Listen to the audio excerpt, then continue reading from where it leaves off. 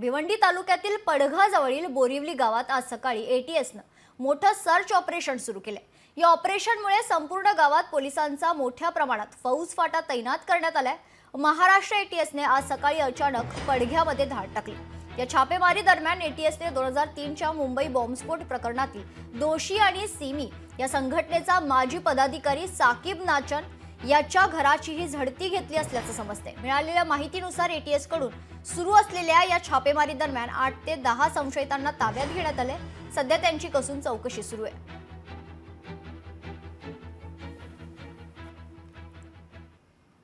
तर बोरिवली गावाची दहशतवाद्यांचा तळ अशी ओळख आहे। यापूर्वीही पडघ्यातील बोरिवली गावात कारवाया झाल्यात। दहशतवादी कारवाईत सहभागी असलेल्यांना अटक।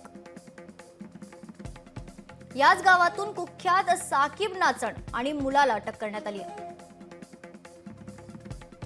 तर इसिसच्या कृत्यात खरं तर सहभागी असलेल्या 16 जणांना अटक। पुण्यातील एका प्रकरणात 4 जण याच गावातून ताब्यात घेण्यात आले।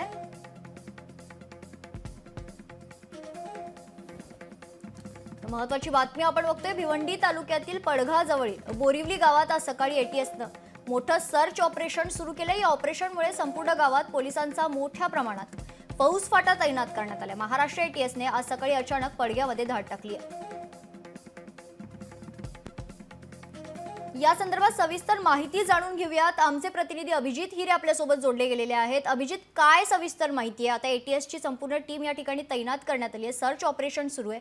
मोठा पोलिसांचा फौजफाटा पाहायला मिळतो। अभिजित, नक्कीच भिवंडी तालुक्यातील पडघा नजीक बोरिवली या गावात पहाटेच्या 3च्या सुमारास मुंबई एटीएस कॉम्बिनाची हेच आहे ऑपरेशन करत छापेमारी केली असून या कारवाईमुळे ठाणे ग्रामीण असेल, भिवंडी ग्रामीणचे जे अधीक्षक असे डी स्वामी यांच्या मार्गदर्शनाखाली ठाणे टीम व रायगड येथील तब्बल 3.5हून अधिक पोलीस कर्मचारी अधिकारी आणि जवान संपूर्ण गावाला वेढा घातलेला आहे। तर मुंबई एटीएस पथकाने सुमारे 100हून अधिक अधिकारी कर्मचाऱ्यांनी गावातील साकिब नाचनसह इतर अनेक घरात सर्च ऑपरेशन सुरू केले असून मुंबई एटीएस पथकसह ठाणे नाशिक येथील 20 पथकाने या कारवाईमध्ये सहभाग घेतला आहे। पहाटे 3च्या सुमारास ही कारवाई झाली असून दुपारी 1 वाजेपर्यंत ही कारवाई सुरू असून या कारवाईमध्ये बोरिवली गावातील साकिब नाचनसह 22